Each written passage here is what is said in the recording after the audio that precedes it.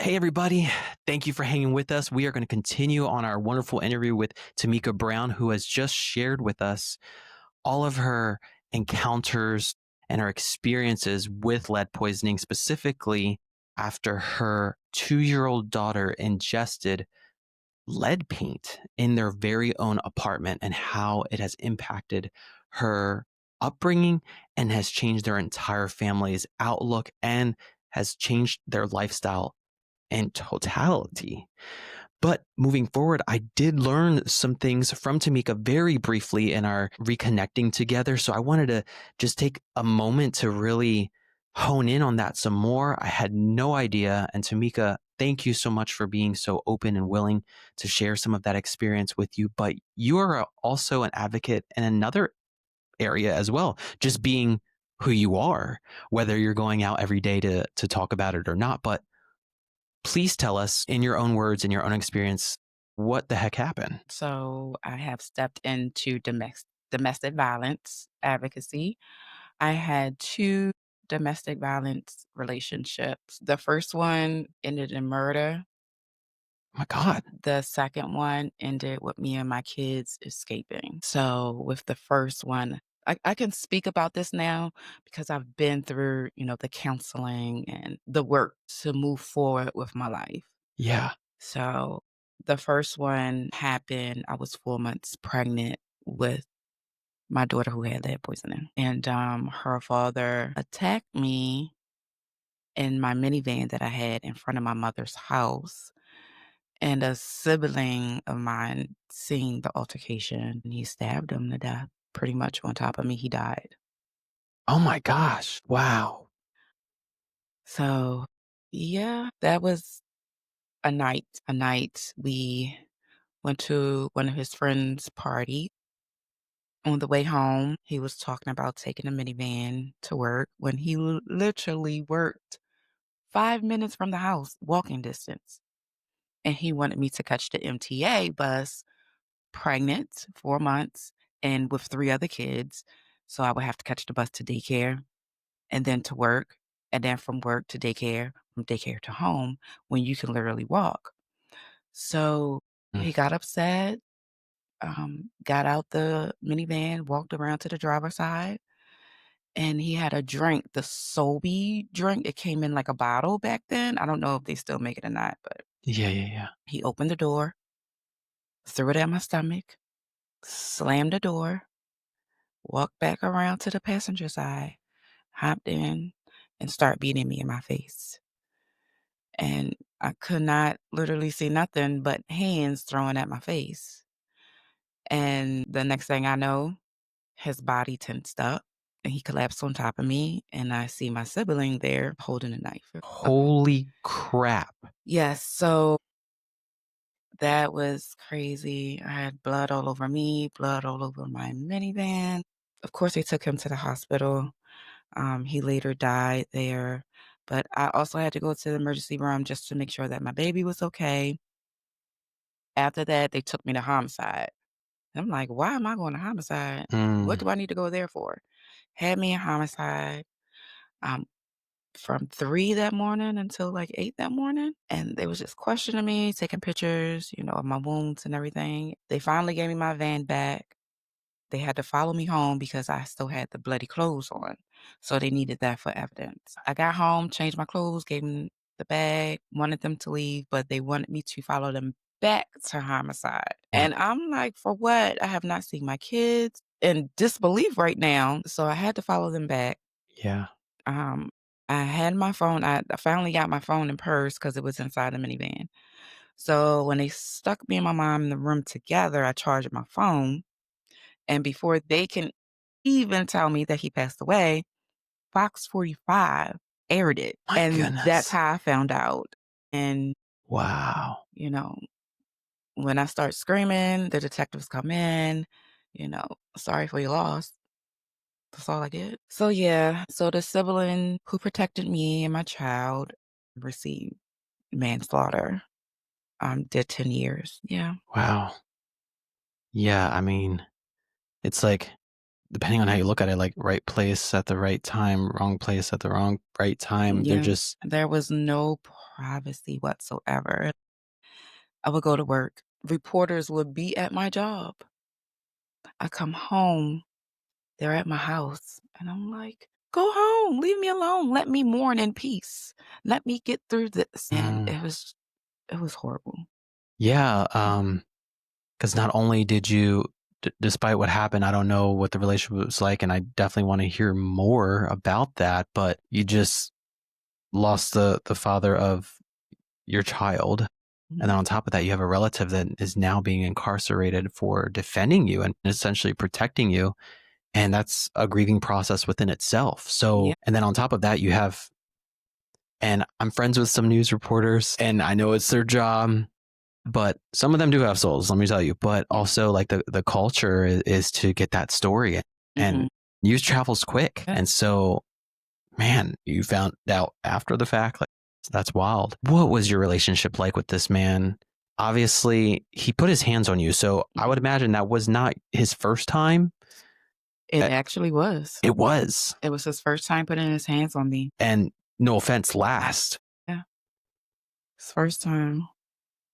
Were there any warning signs that he would do something like that to you? No, I didn't see warning signs. It's crazy because after a tragic incident happened, that's when everything comes out. So Mm. after that, I find out his past and the things that he used to do to other women. Yeah. So it's like a double life sometimes. Like you said, you find out later on, Yeah. but yeah, there it's likely a hurt soul hurting other people and not having it addressed maybe before that. It just keeps going on and has become Mhm. a habit. And you want to know what is so hurtful? Is that his family blames me for his murder. Yeah. And they have never seen my child. They don't even want to be a part of her life because Mm, they feel as though that it's my fault. And I'm like, well, how can it be my fault when I'm the one getting beat on? yeah. That's I'm getting beat in my face and it's my fault yeah. because I said no to him taking a minivan. Yeah. Make it make sense, but okay. Yeah, it was not like I was getting lightheaded earlier when you were talking because it was just like it's mind blowing. But this stuff happens all around us all the time, and It happens daily. It happens every second of the hour. yeah, There is a domestic violence situation going on. yeah, And you would think that I would be okay in the future with other relationships. No, because right after that, after I gave birth to my daughter, you know, I met someone. And no, he was very verbally abusive. mm, Very. We would get in arguments every day, all day. I'm actually writing a book about this one. Stalked me. So, yeah, he took me on a high speed chase, kidnapped my daughter from daycare. whoa, Yeah, it was bad. It was bad to the point where we had to escape from him. So, I went out, got an apartment without him knowing about it, had it furnished and everything. I was just waiting for that right moment to leave. So one day I was at work and I said, you know what? Today is the day. mm, So I called my son. I said, son, I said, y'all pack up all of y'all clothes like we're going to go wash clothes at the laundromat. And then you let me know when he leaves for work because he worked that night. He said, mm, okay, ma, everything fine? I said, yeah, everything's fine. So getting close to home after work and I'm like, okay, I can't go home. I need to drive around, just drive around until he leaves, wait for the phone call. So my son calls and he says, Mom, he's gone. I said, throw all them bags down the steps. We out of there tonight. We out of there. mm, He said, what? What? I said, just do it. I'm 10 minutes away. I'm coming right now. Coming in. I said, load all them bags up in the car. Load them in there. Let's go. Let's go. Let's hurry up. Let's go. So I was afraid that he was just going to come back. So it took about 3 trips to get all of our stuff out of there. I didn't take anything but clothes, important documents, and toys that the kids wanted to take with them, and my TV. Somehow no, that night, we got there, I showed the kids who we lived at, they were so relieved, so happy. Oh my gosh, we were at peace. Did they witness any of the abuse that you were Yes. experiencing? Mhm. Also Mm. went through some things ourselves, so, yeah. We were at peace, so we thought. He found out where we lived at. I would come out to go to work, take my child to daycare, and he's sitting on the opposite side of the street. And when he see me come out, he does one of these numbers as if to say, "Oh, you don't see me, you don't see me. I don't see you, you don't see me. I don't see you, you don't see me." And I'm like, "Oh my gosh, hurry up, get in the car, get in the car." Follows me to daycare, tries to hop in my car, daycare. It was bad. Go to 7-Eleven to get gas, come back out. He's sitting on the hood of my car. He goes to daycare, takes my child from daycare, What? calls my phone and say, "Hey, I don't have any food. Can you come and get her?" Huh? Cops, Baltimore County cops was trash during that time. I'm gonna say that. Call the cops. They get there. They believed every word that he said. This man gave the cops fake birthdays, fake years, fake everything. They believed him. He was not the father of my child. I had to go in and have a 5-minute conversation with this man to get my daughter back. During that conversation, he called me every name in the book in front of the cops. I kept the look at my watch for the time. I said, "The 5 minutes is up. Go get my child." They got my child, went outside, and yeah, he begged me to ask the daycare not to press charges on him for going in there. Now, this is what gets me. The detective told me I should have been clocked out. I should have been went home. My guy here, he's been on this call for 45 minutes too long. It's your job to protect and serve. And if he kidnapped my child, lock him up. But instead, I had to have a 5-minute face-to-face conversation with this man. Who has been abusing you? Yeah. It didn't stop there. He hopped in my car one morning. Because he knew where you lived. Yeah. He hopped in my car. This was after I got a protective order against him. After. Yeah. And he hopped in my car. He wasn't served yet. Called the cops. They said, "Well, what do you want us to do? Because he hasn't been served." I said, "Well, here's his copy. Go serve him now." Yeah. And I hopped in my car and I sped off. He snatched the papers from the officer, got in his car, and followed me to daycare. Still. Still. One day I was coming home from work, picked my daughter up from daycare, and she was having a good old time. "Hey, mommy, guess what I did at daycare today? Da, da, da, da." I'm like, "Yeah, okay. Yeah." Pull up to my house. He's sitting in front of my house. I Mm. called my son, said, "Lock that door. Do not open that door for nobody. I don't care who it is." Say he's in front of the house. I'm going to drive past. Hopefully he will leave. He chased me out of the complex. Chased me all through Dundalk. I'm on the phone with the operator, 911. Wow. She said, "Is that him honking his horn at you?" I said, "Yeah." She said, "Do not stop. Keep going. Come straight. Go straight to the police precinct," because I wasn't that far away from him. Yeah. When I pulled up to the precinct, he kept going. When I got to the precinct, there were 2 officers waiting for me. And when I got out that car, I just fell to the ground. Like, I can't do this no more.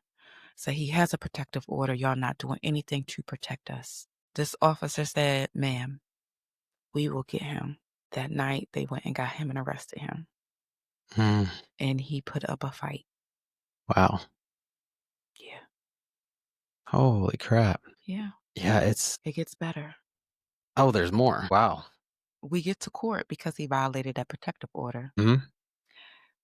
He follows me around the courthouse, stalking me, saying God knows what everything to me. The bailiff had to come and put me behind the security desk with him until they called our case. We get into court. He manipulated the judge so bad. The only reason why the judge believed me was because I said I have a protective order. That's why we're here today. And he had an order to stay away from me for 2 years, or he will have to serve 2 years in jail. Yeah. Did he serve time? No. Needless to say, I haven't seen him since. Hopefully you'll never see him again. Hopefully not. Yeah, it is such a funky situation where we have these rules or laws and regulations and these orders that are supposed to do something, but really, like, what's to say that they're gonna commit to doing that? Like, yeah, we can throw like the book at you, but then that's more processing and more work. But Yeah.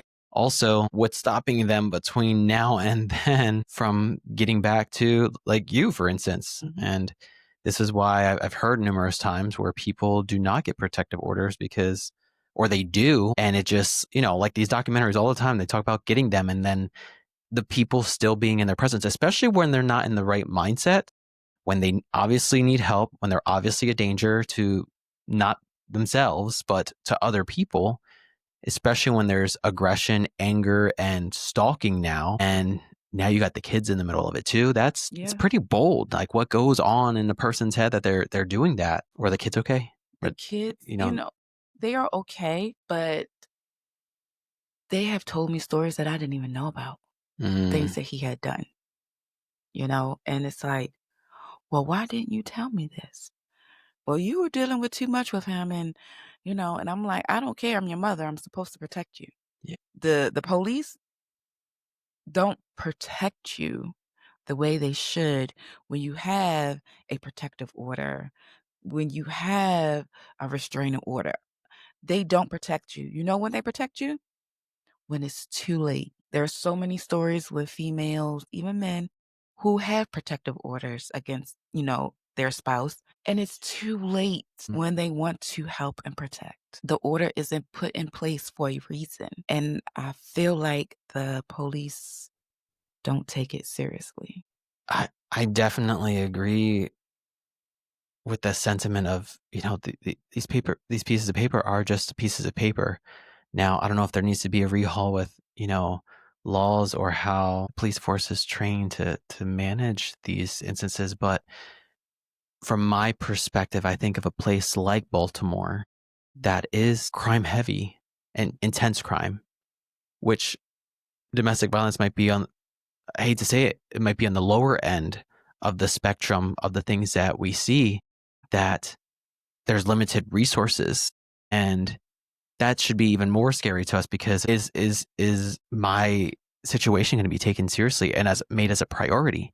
Look, I'll tell you this, there was a couple months ago, and I don't know, I've called, the emergency hotline, and there was a hold Oh, before yeah. I got to the operator, which is scary. And I don't even know if I should be saying this, but the fact that like I'm expecting someone to be on the other line as soon as I hit those 3 digits because my life is at stake.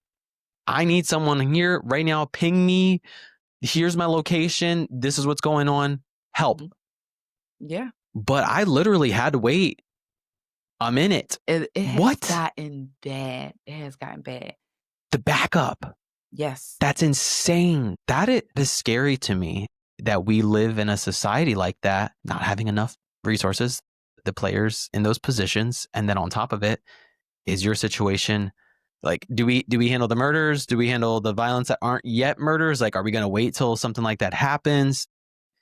It's crazy. I'm sorry you had to go through So that. it was to the point where I would call the cops when we were living together to try to make him leave or to leave me alone. And I called so much, they said, if we be back, we're arresting both of you. Right, because they think that you're a nuisance at that point. But So, he was abusing you while you were yeah, living with him. yeah. So Mm. the way that I handled it was I became a cutter. And I'm like, I can't continue to do this. I can't. That's when I knew I had to get out. Like, I couldn't do that. Can I ask you, Mhm. because I've known people in my past that resorted to that. Is the intention to get rid of yourself, or in your case, like that to me, I can't process, like, I don't like pain for one. You're self-inflicting wounds onto yourself. Had you ever done anything like that before? Was that So I have not, and my intentions wasn't to take myself out because I never want to leave my kids here. yeah, It was more so to ease the pain that I was enduring during that time. So if you want to call me every name in the book, you want to throw my stuff out, you want to take the truck from me so I can't drive, you want to just insult my intelligence, you want to just break stuff up in the house, and I'm just gonna cut myself. I didn't know how else to handle it until after I left him, and I was in therapy for about 3, 4 years. And because of him, I have a panic disorder, I have an anxiety disorder where I have to take medication daily. Yeah. man. I will say this, like, you're definitely a survivor. I never would have picked up on that, seeing you in public. We tend to wear masks on our face, but what I've always seen you as is a very, like, happy and excitable person that is just, full of life. And to know that you went and you suffered through that, it definitely hurts my heart. I'm so sorry that you were challenged with that, and then for so long and felt like every day, 5 you're years. 5 years 5 years. that you just were alone and unprotected, and then you had to be there for your kids. And Mhm. I'm just thinking, like, typically domestic violence is primarily done by men, but not exclusively to men. However, when it comes to the domestic violence, or when it resorts to that, it's almost like, I hear kind of like the crescendo, if you will, not the change, but the things leading up to the fact where, like, there's the control mechanisms, there's the taking away things or permissions, if you will, and the freedoms, and siloing you to yourself. And, hey, I got the control of the vehicle. We're in the house together. And they obviously, men have the physical stature, the power over you, because you're not going to object to that, because Yeah. they might knock you off your feet. It's I cannot imagine the fear that comes with that. I will be honest and say I haven't personally experienced domestic violence to me, but I grew up in a home that experienced that on a regular basis. And even just the yelling, really, it made me frazzled. And the screaming, the cussing, and what I knew was coming after, Yeah. like, hey, like, let's turn up the volume on the TV, let's put the kids in the room.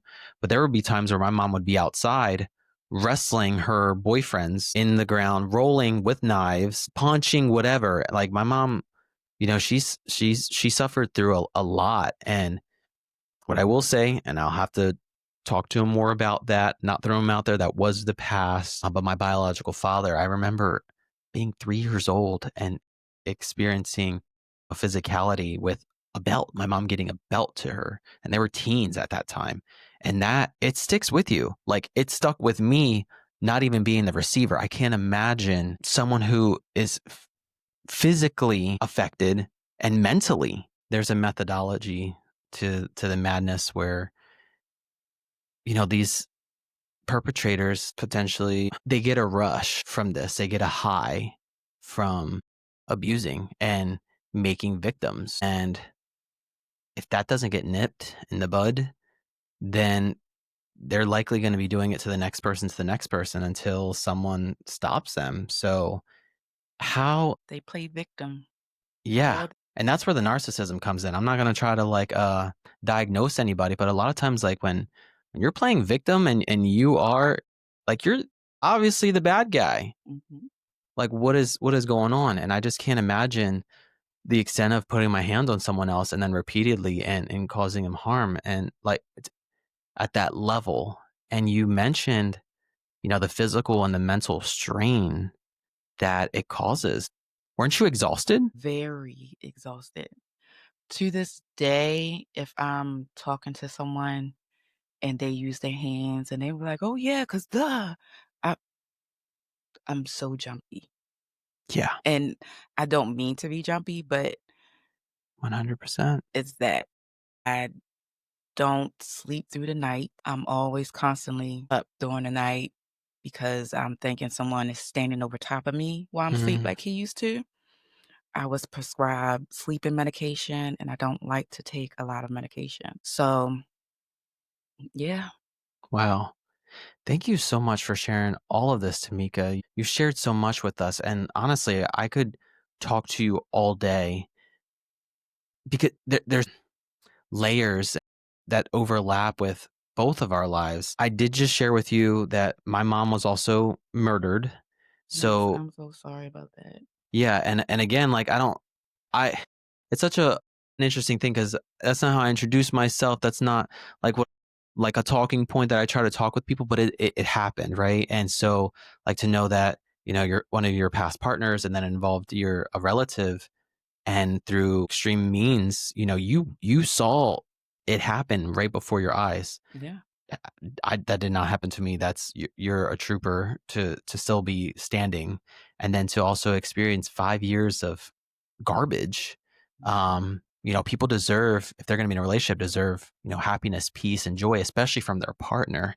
Not worried about if they're going to get hurt by them physically, um, to that extent every day. And I totally sympathize with you when it comes to the anxiety that comes with hand motions. And I talk with my hands, but yeah, like when people have raised their voice at me and they move their hands or have slammed tables, like that definitely does something to me. If you've never, been in a traumatic experience like that, like you almost become in the fetal position just like a Yeah. child would, Mhm. right? Like it's that inner child that comes back. I don't know. I don't tolerate that stuff. That is one thing that I cannot I do not like someone that puts their hands on other people and other things. And I had anger issues. I'm so glad I got those fixed. Maybe we'll talk about that another day because, again, it Okay. is all about you today. But there were times where I took my anger and frustration to objects and wanting to break or damage people's property because of the anger that gets Yeah. built up. So these are people that have not gotten not done their part in healing, and we're not going to excuse that behavior. But Mhm. a lot of times when they're that far gone, they don't, like you said, they play victim. They don't even know that they're the bad person, but yet they're inflicting all the pain wherever they go. They don't know until you leave them. Mm. And in most cases, maybe we'd hope, right? Mhm. But Yeah. I mean, Or if I, they behind bars, that's when it set in, like, yeah. But even then, I've seen people say like, "Oh, well, they're how they are. They were still trash. Like they made me do it." I've witnessed that where people yeah. are delusional, and they will not admit to. And you can have pictures of the aftermath. That to me is just wow. Mhm. Yeah. I'm still it's been years, but I'm still healing. For Good. the most part, I am healed, but still healing. I'm finding new ways to, you're always going to have flashbacks and you're always going to have those moments to where it's going to get you down. So I find peace in other things like adult coloring, journaling, you know, a nap will do it too. Yeah, you're right. That's wonderful. That's again, if you ever see Tamika in public, you'll just see a smile and just a happy face. And the fact that you have a means of getting that therapy or that healing and that time to yourself, that you owe it to yourself, and prioritizing your family, like that's so good that you're able to do that. Again, I am sorry about that experience that you suffered from, but to look at you now, I never would have guessed it.